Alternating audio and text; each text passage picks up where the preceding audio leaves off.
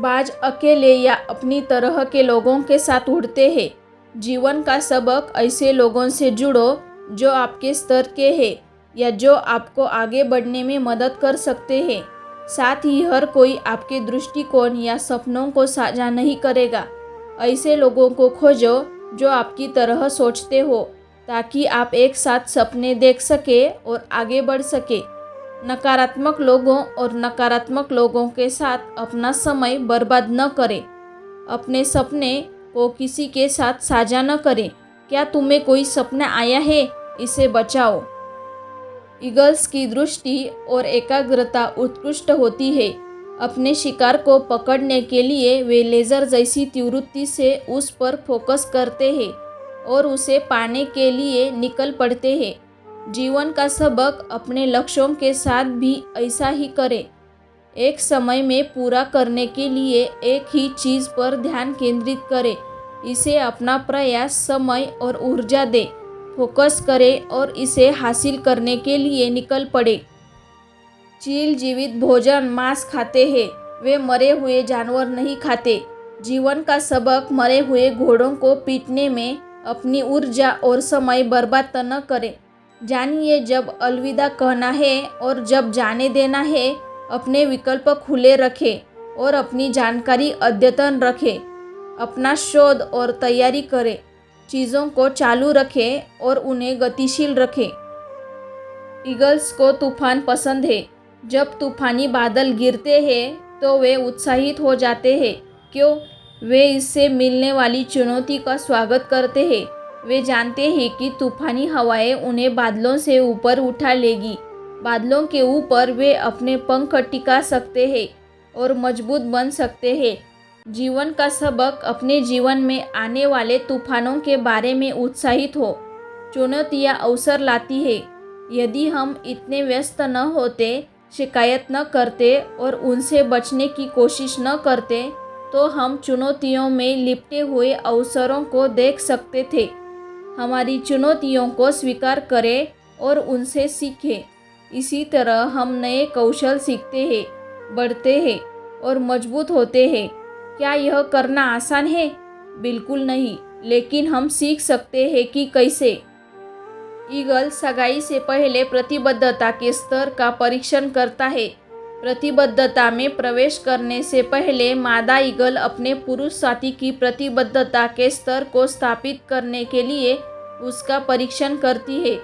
जीवन का सबक जिन लोगों के साथ हम साझेदारी करना चाहते हैं उनकी प्रतिबद्धता का पता लगाना बुद्धिमानी है। यह हमारे व्यक्तिगत और व्यावसायिक जीवन में सच है। रिश्तों में विश्वास स्थापित करना महत्वपूर्ण है। चील परिवर्तन प्रबंधन में माहिर है। माँ बाज अपने अंडों के लिए सावधानीपूर्वक घोंसला तैयार करती है।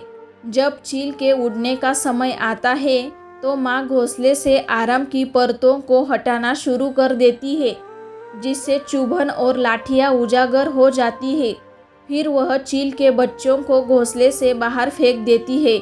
वह ऐसा तब तक बार बार करती है जब तक बाज उड़ना नहीं सीख जाता। डर के मारे चील हर प्रयास के साथ घोंसले में वापस कूद जाती है, चिल्लाती है और घोंसले में चुभन से खून बह रहा होता है। माँ झुकती नहीं। इसे देखने वाले अन्य लोगों को यह हृदयहीन लग सकता है, लेकिन पागलपन का एक तरीका है। यह प्रक्रिया तब तक दोहराई जाती है जब तक अंततः बाज अपने पंख फड़फड़ाना शुरू नहीं कर देता। हर फड़फड़ाहट के साथ वह और भी मजबूत हो जाता है। फिर झपट्टा वह दूर हवा में चला जाता है, ऊंची और ऊंची उड़ान भरता है। अपनी चुनौतियों और दर्द से ऊपर उठना। जीवन का सबक हमें जीवन में आत्मसंतुष्ट नहीं बनाना चाहिए, पुराने और परिचित से चिपके रहना। हम केवल तभी आगे बढ़ सकते हैं जब हम अपने आराम क्षेत्र से बाहर निकलने को तैयार हो। जीवन में कांटे या दर्द हमें यह बताने के लिए है कि हम जहाँ हैं वहाँ हमारे लिए और कुछ नहीं है और अब आगे बढ़ने का समय है। बढ़ो और अपने पंख फैलाओ। इसके अलावा जो लोग वास्तव में हमारी परवाह करते हैं वे हमारी आलस्य और भय में हमें प्रोत्साहित नहीं करेंगे। हालांकि उनका व्यवहार निर्दयी लग सकता है, यह हमारे परम भले के लिए है। कभी कभी कठिन प्रेम सर्वोत्तम होता है। वे नहीं चाहते कि हम अपने घोंसले में मरे। पुनर्जन्म में पुराने स्व की मृत्यु शामिल है। लगभग 40 वर्ष की आयु में बाज को एक दर्दनाक निर्णय लेना पड़ता है। मरना या पुनर्जन्म की एक दर्दनाक प्रक्रिया से गुजरना पड़ता है, जो उसके जीवन को 30 और वर्षों तक आगे बढ़ा देगा। इस प्रक्रिया में अपनी चोंच को उखाड़ने और अपने पंजों को उखाड़ने का दर्दनाक कार्य शामिल होता है, ताकि नए पंजे विकसित हो सके। इस पूरी प्रक्रिया को पूरा होने में लगभग 5 महीने का समय लगता है। जीवन का सबक कोई दर्द नहीं, कोई लाभ नहीं। हम में से बहुत लोग सफलता या बदलाव चाहते हैं, लेकिन इसके साथ आने वाला त्याग, परिश्रम, निराशा और दिल टूटने बिना।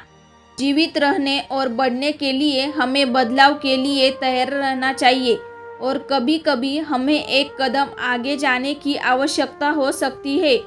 पुराने स्व की मृत्यु और पुनर्जन्म, विषाक्त रक्तों को समाप्त करना, विषाक्त नौकरियों को छोड़ना, विनाशकारी आदतों, विचारों और परंपराओं और मानसिकता से छुटकारा पाना, जो अब हमारे लिए उपयोगी नहीं है। दोस्तों, आपको ये विचार कैसे लगे, ये कमेंट करके ज़रूर बताना। चलिए मिलते हैं अगले वीडियो के साथ, तब तक के लिए धन्यवाद।